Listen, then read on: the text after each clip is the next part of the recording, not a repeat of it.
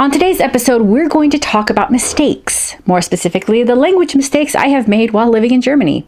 So strap in, because my ego is about to take a nosedive.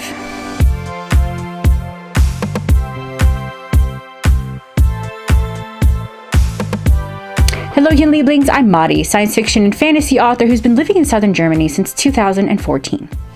Today, we're going to talk about mistakes. While learning a new language, or in my case, a third language, you're bound to make mistakes. Sometimes those are big and embarrassing mistakes, and I'm about to share a few stories of my own.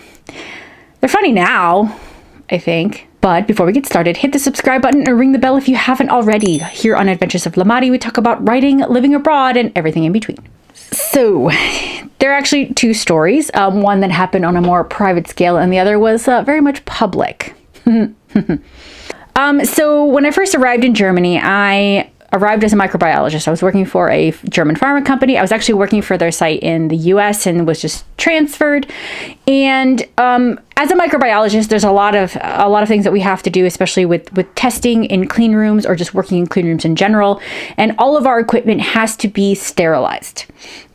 And also sterilized kind of in bulk ahead of time, so that way we don't have to try to set everything up beforehand, because a lot of like hot air sterilizing takes several hours. So it's easy, it's nicer to just have things in bulk. And one of the things that we normally have to do is we do a lot of vacuum sealed plastic bags that can be thrown into a hot air sterilizer. And we usually use that for scissors or for tweezers, or just things that we'll need, like metal objects that are, that you sterilize through a hot air sterilizer. The actual word for sealing these plastic bags is called einschweißen. Of course, I was friends with my boss, and she, jokingly was like, hey, not to have it confused with the word einscheißen, which is to shit oneself. It didn't take long for me to mix those words up at work. Where I was spending a day like doing doing these plastic seals with scissors and all of our equipment. And then I was trying to tell my boss what I had done today, and I was like, yeah, I shat myself.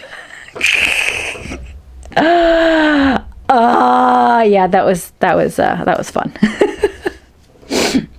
But like I said, that was just, at work, like kind of a team meeting thing. So just at most 5 other people, maybe 6. So that wasn't quite so bad. The other one, it was a lot more public. So, in my attempt to continue to better not only my German language skills, but learning Hohenloisch.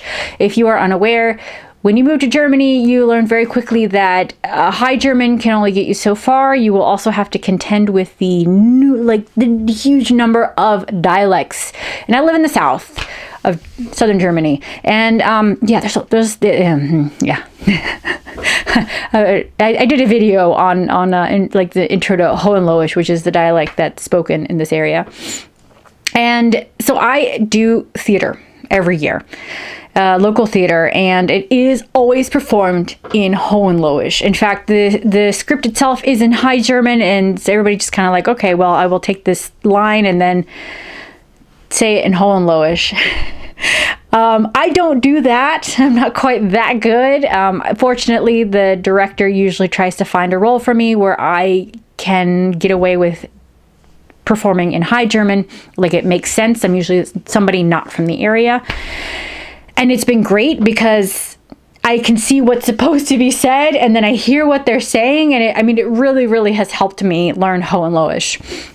And it's also helped me with German as well. And it's been awesome. It's great, and I love it. And it's been cool to make friends like outside of even like my husband, because most of my friends in the village are usually like girlfriends or wives of his friends, which is awesome. But this kind of allowed me also like my own social group that's like completely separate from my husband and in-laws. So I love doing theater, and one of the most fun aspects of doing theater in Germany is we can drink on stage. during a performance. That's so much fun. But you learn very quickly that you should be careful. You should be careful. So all this is leading up to the first night I was actually on stage. This was a couple years ago.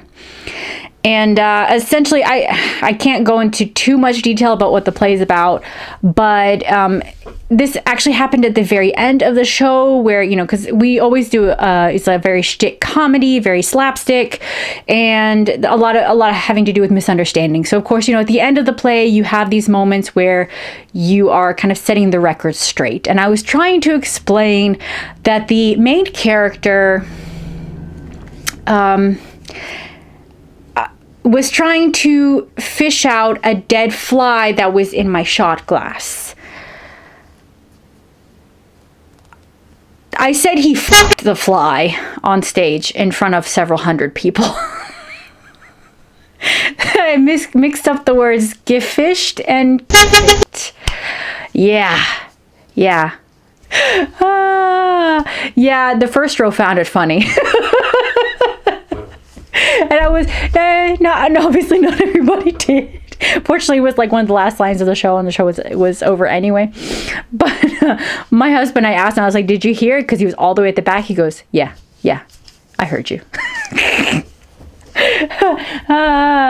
Since then, I learned to be a little more careful. But I figured it doesn't really get much worse than that, guys. What do you think? It is bad, isn't it? It's pretty bad. Obviously, I survived, and FYI, I will make more mistakes because I'm an idiot, and that's the only way I'll better my language skills. Go big or go home, right? Yeah, those are the big stories at the moment that I can come up with, but I thought they were funny enough, so that's it. Thank you so much for joining me. If you're new here, please consider subscribing, give this video a thumbs up. It lets me and YouTube know you like the kind of content where I make an ass of myself and you want to see more. Please leave me a comment if you have any questions or if there's a certain topic you'd like to see on this channel. If you want fun escapism, my space fantasy The God Queen is available in ebook, paperback, and hardback, and the sequel, The Last Imperator, is also available for pre-order. And if you have pre-ordered, don't forget to sign up for the TLI pre-sale giveaway. If you sign up for my newsletter, you'll get the first 6 chapters of The God Queen as well as the prequel short story, The Knight and the Goddess. So sign up! Also, if you have read any of my work or the work of your favorite author, please leave us reviews. They really help us out, and it is free to do so. And don't forget to connect with me on social media, whether it is through Instagram, Twitter, or Facebook. And that's it. Until the next time, make a fool of myself. Adi!